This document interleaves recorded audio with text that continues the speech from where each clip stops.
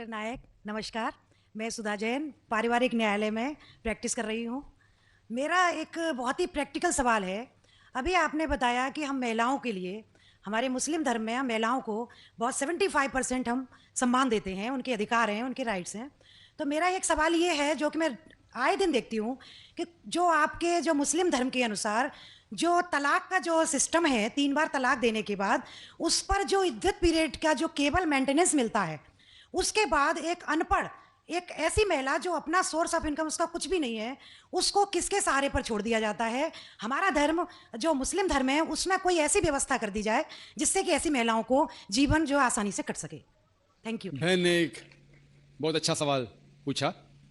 उन्होंने ये कहा कि इस्लाम मज़हब में जब किसी का तलाक होता है तो बहुत से अनपढ़ ख़वातीन जिन्हें इल्म नहीं होता, उनको जीने के लिए कुछ पैसा नहीं होता, तो कुछ ऐसा मेंटेनेंस जिस तरीके से होना चाहिए कि नहीं। जो इसके मेन वजह है जो आज के माशरे में ये हो रहा है वो है कि इस्लाम का कम इल्म होने की वजह से ये चीज़ हो रही है।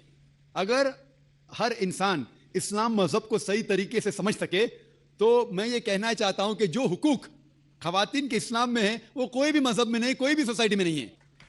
पहला चीज़ ये कि हम देखते हैं कि हमारे हिंदुस्तान के कल्चर में आमतौर पे किसी की शादी होती है जब, तो अक्सर औरत मर्द को दहेज देती है, उसे कहते हैं डाउरी, डाउरी देती है आमतौर पे।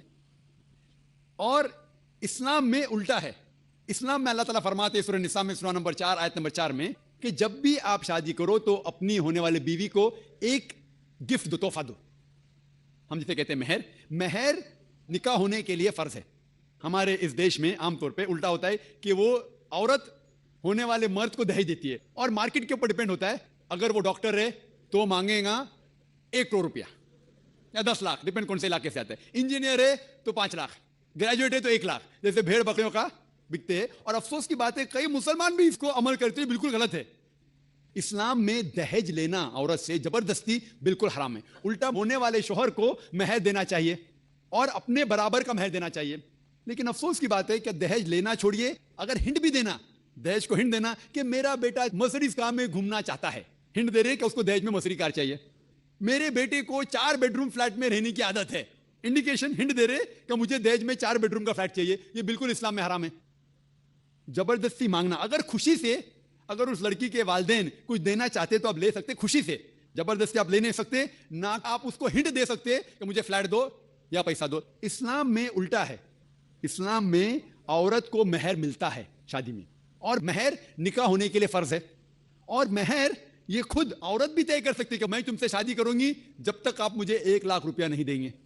वो अलग बात है कि अगर वो गरीब शौहर है, गरीब आदमी बोलेगा मैं 1 लाख नहीं है, आप कोई दूसरे मर्द को ढूंढो, मैं दूसरी लड़की को ढूंढूंगा, ये भी जायज है। तो वो लड़की दूसरे शौहर को ढूंढेंगी, ठीक है ना। लेकिन वो कह सकती है मुझे 1 लाख चाहिए, 5 लाख चाहिए, 10 लाख चाहिए, कुछ भी कह सकती है। अगर शौहर के पास कुवत हो देगा, नहीं कुवत है तो नहीं देगा। इसीलिए अरब ममालिक में लड़की लोग इतना डिमांड करते हैं कि उनको अरब खवातीन से शादी करना मुश्किल पड़ जाता है, क्योंकि वो जानते हैं अपने हुकूक को। सूरह निसा की सूरह नंबर 4 आयत नंबर 20 के आयत में लिखा है कि आप उन्हें सोने का पहाड़ भी दे सकते हैं महर में, और आप उसे एक आयत भी सिखा सकते हैं, वो भी महर है।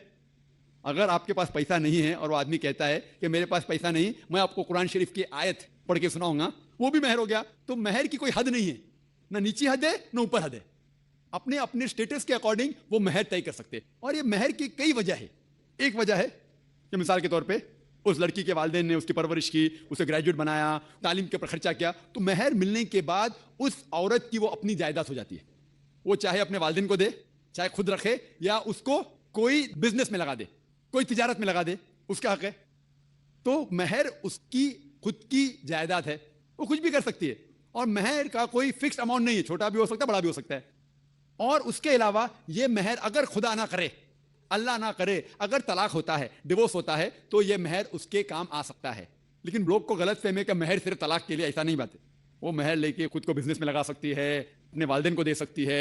और जहां तक कि उसका खुद का सवाल है, इस्लाम के अंदर जितने फाइनेंशियल एस्पेक्ट से खर्चा, उसका शादी के पहले जिम्मेदारी है उसके वालिद की और उसके भाई की, शादी के बाद जिम्मेदारी उसके शोहर की और उसके बेटे की। All financial aspect, lodging, boarding, clothing, खाना पीना, कपड़ा, सब उसको कमाने की जरूरत नहीं। ये हक है मर्द को देने का। तो financially she is more strong, she is very strong financially. جہاں تک کہ مالی حالات میں اسلام میں عورت کا درجہ بہت اونچا ہے. جہاں تک کہ بہن نے سوال پوچھا کہ طلاق ہونے کے ٹائم پہ اسے مینٹیننس کیوں نہیں ملتا, بہت اہم سوال ہے. پہلے ہم یہ جان لیں کہ جب اللہ سبحانہ و تعالیٰ خواتین کو اتنے حقوق دیے, حقوق دینے کے باوجود اللہ سبحانہ و تعالیٰ عدل کرتے ہیں, جج ہیں. کیونکہ جب بھی طلاق ہوتا ہے گھاٹے میں جاتا ہے مرد اسلام میں زیادہ, کیونکہ جب طلاق ہوتا ہے اسے اگر وہ مہر نہیں دیا ہوگا دینا فرض ہو جاتا ہے, بھلے وہ مہر 50,000 ہو, 1 لاکھ ہو, 5 لاکھ ہو, 10 لاکھ ہو, وہ اسے طے کرنا چاہیے. جب مہر دیتا ہے تو عورت کا نقصان کچھ نہیں ہوتا, اور طلاق ہونے کے بعد آدمی بھی شادی کر سکتا ہے, عورت بھی شادی کر سکتی. جب طلاق ہو جاتا ہے اسے مہر تو مل جاتا ہے, جب نئی شادی کرتی ہے نیا مہر ملتا ہے. آپ سوچئے آدمی جب نیا شادی کرتا ہے اس کو نیا مہر دینے پڑتا ہے, تو آدمی نقصان میں ہے. اگر آپ یہ کہیں گے کہ طلاق ہونے کے بعد آدمی مینٹیننس بھی عورت کو دے تو ہم کہیں گے یہ اللہ سبحانہ و تعالیٰ حق کے نہیں ہے, نعوذ باللہ, ایسا کر نہیں سکتے. نہیں تو مجھے لیکچر دینے پڑیں گا آدمی کے حقوق اسلام میں. میں اکثر تقریر کرتا ہوں عورتوں کے حقوق, لیکن جو لوگ اسلام کی بنیادی بات کو نہیں سمجھتے انہیں یہ غلط فہمی ہے کہ عورت کا نقصان ہو رہا ہے. عورت کا نقصان نہیں ہو رہا ہے, اور عورت کو کچھ بھی اگر چیز کی ضرورت ہے, جیسے میں نے کہا آدمی کا حق بنتا ہے کہ اسے دے. شادی کے پہلے اس کے والد اور اس کے بھائی, شادی کے بعد اس کے شوہر اور اس کے بیٹے, اور اگر یہ نہیں بھی دے تو معاشرے کا فرض ہے کہ عورت کو سنبھالے. معاشرہ نہیں کر سکتا ہے, اگر اسلامک حکومت ہے, حکومت کا فرض ہے کہ عورت کو سنبھالے, اس کی پرورش کرے, یہ اسلام میں. لیکن اگر آپ اس کے بعد کہیں گے طلاق ہونے کے بعد آدمی اسے ہر مہینہ اور 1,000 روپیہ دے, 5,000 روپیہ دے, تو یہ آدمی پہ ظلم ہوگا. لیکن جو مہر طے ہوتا ہے شادی کے پہلے نکاح میں, کیا مجھے چاہیے 5 لاکھ روپیہ, اس سے سنبھال سکتی ہے, اسے کوئی تجارت میں لگائے اور اس کی آمدنی لے سکتی ہے. اگر کوئی شک ہے کہ ہو سکتا ہے میرا طلاق, کبھی بھی شادی ہوتی تو طلاق کا گمان تو رہتا ہے دماغ میں کہ طلاق ہونے والا ہے, ہو سکتا ہے, لیکن اس کے لیے اسلام نے اسے الحمدللہ کئی چیزیں سے حفاظت کی ہے.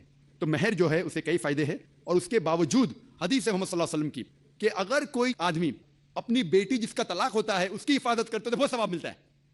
تو اسلام میں جو طلاق شدہ عورت ہے اس کے لیے الحمدللہ کئی طریقے ہیں جس سے اس کی حفاظت کی جاتی ہے. جو آپ جو کہہ رہے ہیں وہ یہاں کے معاشرے کے بارے میں کہہ رہے ہیں, تو میں کہتا ہوں کہ یہاں کے خواتین کو اپنے حقوق خود پتہ نہیں, ان کی غلطی ہے, اسلام کی نہیں. ہمارے خواتین اور ہمارے مرد خود نہیں جانتے, طلاق کیسا دینا جانتے نہیں. غلطی کس کی؟ اسلام کی, اسلام کی نہیں, اسلام کے فالو کرنے کے مسلمان کی. لوگوں کو قرآن اور حدیث کے قریب لے کے آؤں. Hope that answers the question.